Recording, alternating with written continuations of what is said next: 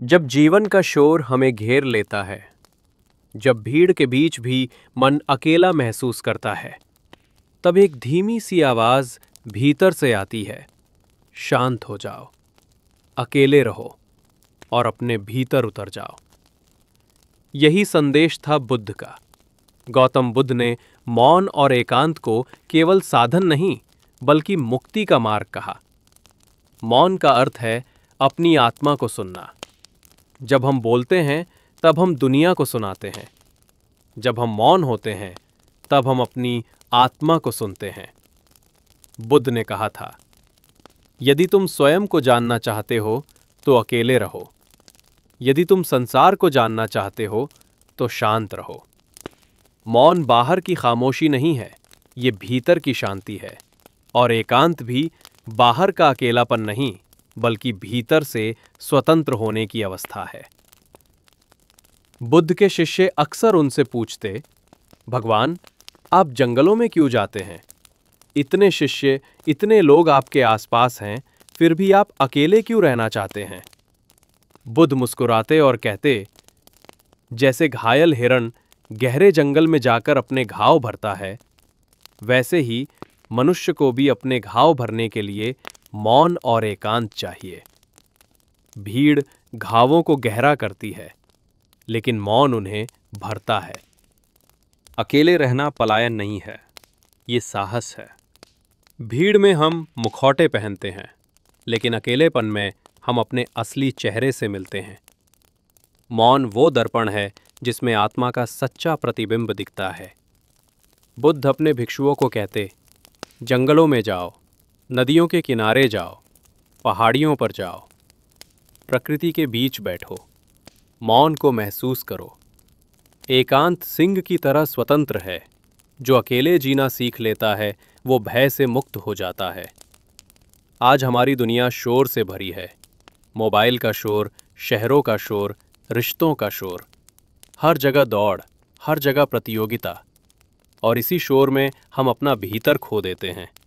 लेकिन बुद्ध का संदेश आज भी उतना ही सच्चा है। रुक जाओ, शांत हो जाओ, अकेले बैठो। अगर हम दिन में केवल 10 मिनट भी शांत होकर बैठें, मोबाइल से दूर, लोगों से दूर, तो मन हल्का होने लगता है। भीतर से ऊर्जा जागने लगती है। क्रोध और ईर्ष्या गलने लगती है। करुणा और प्रेम जागने लगता है। बुद्ध ने साधना का मार्ग दिया। श्वास पर ध्यान, बस अपनी सांसों को देखना। हर सांस के साथ भीतर शांति का जन्म होना। विपश्यना ध्यान, विचारों को दबाना नहीं, बस देखना। जैसे आकाश में बादल आते जाते हैं, वैसे ही विचारों को आते जाते देखना। मौन व्रत, दिन का एक हिस्सा बिना बोले बिताना। प्रकृति के साथ बैठना, नदी किनारे, पेड़ों के नीचे, जहां शब्दों की जगह केवल हवा और पत्तियों की ध्वनि हो। जब हम इन अभ्यासों को करते हैं, तब मौन गहराता है, एकांत मधुर हो जाता है और भीतर से एक नई दृष्टि जागती है। बुद्ध ने कहा, जो मौन को जीत लेता है, वो संसार को जीत। एक बार एक भिक्षु बुद्ध के पास आया। उसने कहा, भगवान, मेरा मन बहुत बेचैन है।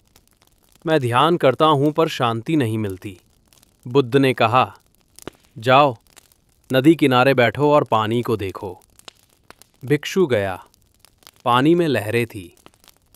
थोड़ी देर बाद हवा थम गई और पानी शांत हो गया।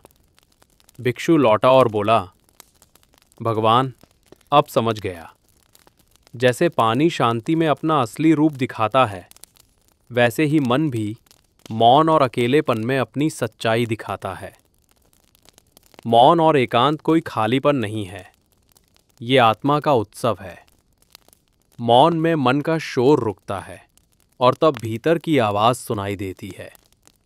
एकांत में हम दूसरों से दूर नहीं जाते, बल्कि अपने सबसे गहरे मित्र से मिलते हैं, अपने आप से। जीवन की सबसे बड़ी कला यही है, भीड़ में रहकर भी मौन को पाना, लोगों के बीच रहकर भी भीतर अकेले रहना। यही बुद्ध का संदेश है। शांत रहो, अकेले रहो और अपने भीतर का सत्य खोजो। जब हम ऐसा करते हैं तो हम केवल अपने जीवन को नहीं बदलते, बल्कि पूरी मानवता के लिए करुणा, प्रेम और शांति का स्रोत बन जाते हैं।